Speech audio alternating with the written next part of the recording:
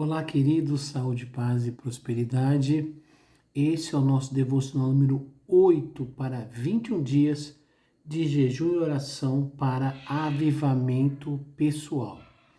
E o que diz a palavra do Senhor para a gente hoje? Estamos começando a nossa segunda semana. Nós temos como base o texto de Romanos, capítulo 3, 23, diz que todos pecaram e destituídos estão da glória de Deus. Nós vamos entender que todo pecado tem consequência. Alguém pode perguntar, pastor, mas o que é pecado? Né? De repente alguém quer uma lista com o nome dos pecados, mas pecados é você quebrar as leis e os princípios, as leis de Deus e os princípios de Deus, vamos dizer de uma forma resumida. Né? E o que acontece quando pecamos? Quais são as consequências do pecado? Paulo já é bem direto dizendo que todos pecaram e destituídos estão da glória de Deus. Paulo também diz em Romanos 6 que o salário do pecado é a morte. Então, não é que Deus não queira nos abençoar. Deus sempre quer nos abençoar. Mas existe um problema por causa do pecado. E eu quero ler com vocês Isaías 59, versículos 1 e 2, que diz assim: Vejam, o braço do Senhor não está tão encolhido que não possa salvar, e o seu ouvido tão surdo que não possa ouvir. Mas as suas maldades separam vocês do seu Deus, e os seus pecados escondem de vocês o rosto dele, e por isso ele não os ouvirá. Isaías 59, versículos 1 e 2. Então, qual as consequências do pecado? Primeiro entendemos que todos pecaram. Então não existe pessoa que não peque. E quais são e o pecado traz o quê? De uma forma direta, eu quero apontar 3 pontos para vocês entenderem. Primeira coisa que o pecado traz, ele nos separa de Deus. Isso sim. O pecado nos separa de Deus. A Bíblia diz que Deus é santo, afirma que ele é santo. E por ele ser santo, quer dizer, ele não pode conviver com o pecado, ele não admite o pecado na sua presença. Então, o pecado faz com que se torne impossível a nossa comunhão com Deus. Então, e como deve ser difícil, né? Como é difícil uma vida separada da presença de Deus. Outra coisa que é consequência do pecado, impede as nossas orações, né? Por quê? Porque se eu não tenho autoridade para chegar diante de Deus para pedir, então automaticamente as minhas orações não é que Deus não ouça, Deus ouve tudo porque ele sabe tudo, mas Deus não pode atendê-las, que eu não tenho direito de chegar diante de Deus. Isso complica bastante a minha situação, né? Outra coisa, abre brechas para o inimigo. Nós temos o inimigo das nossas almas, que é Satanás. E ele fica procurando achar uma brecha para entrar na vida da gente.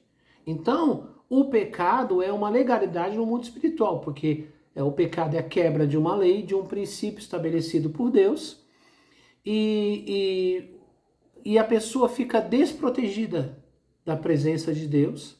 Então, o inimigo passa a ter domínio, ação, poder, para poder atacar a vida da pessoa, para criar mais situações. Depende dos tipos de pecado. Não somente o inimigo ataca, mas como ele passa a invadir essa pessoa, é uma influência maligna e às vezes até uma possessão maligna em consequência de alguns tipos de pecado. Não dá para a gente falar todo tipo de pecado aqui, o tempo não permite, mas uma coisa é certa, o pecado abre brechas na sua vida. E essas brechas são acessos para o inimigo. Então, repassando aqui, né? O que nós falamos aqui hoje. Então, todos pecaram, né? Consequência do pecado é a morte. O que é a morte? A morte espiritual. O salário do pecado é a morte. Romanos 6, 23. Então, quer dizer, a consequência do pecado é morte. Que morte, pastor? A morte que nos separa de Deus. É a morte que Adão e Eva experimentaram no primeiro momento. É chamado de morte espiritual. O espírito da pessoa fica mortificado porque agora ele não tem mais acesso ao espiritual de Deus, a Deus. Então ele está separado de Deus. E então a gente percebe o quê? Que é consequência do pecado, né? Morte espiritual. A pessoa está separada de Deus. Isso nos impede de chegar com as nossas orações, porque a gente está separado de Deus. E, consequentemente, as brechas para o inimigo estão abertas. Perceberam como é sério o pecado? Nós estamos vivendo uma época em que os valores estão invertidos, em que muitas vezes nos fazem pensar que nós somos os errados, que nós estamos deturpando as coisas. Né? Não há mais senso do que é certo e errado, valores, princípios, valores de família, respeito, honra. O importante hoje é o que você faz e o que você sente. É o que tem sido ensinado hoje. Se você se sente assim, se sente bem, então viva dessa forma. Aí eu faço o que o seu coração manda. Não. A Bíblia diz que enganoso é o coração do homem mais do que todas as coisas. Então nós estamos vivendo uma época de inversão de valores. Então muitas vezes nós não temos noção que o pecado está dominando a nossa vida. Mas eu posso compreender, segundo o que eu estou explicando para você hoje aqui, os sintomas. As minhas orações parecem que não sobem, que não chegam, eu não consigo sentir essa presença de Deus, né? Eu percebo que áreas da minha vida que estavam sob controle, parece que agora desmoronaram e não é uma prova, são ataques, são forças inimigas que estão tendo ações na minha casa, na minha vida, na minha família.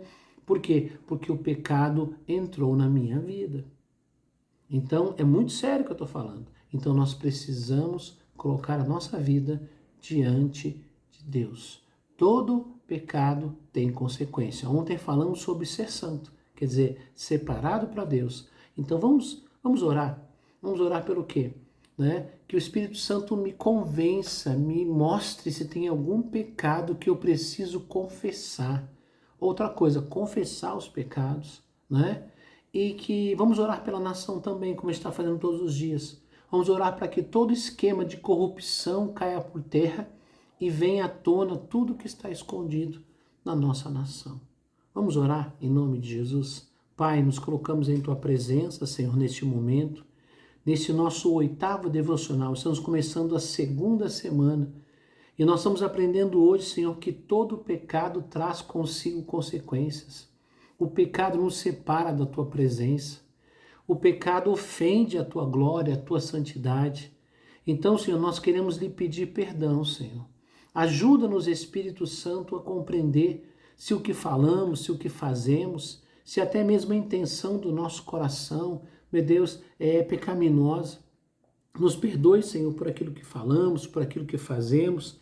Nos perdoe também, Senhor, por aquilo que deveríamos fazer e nos omitimos.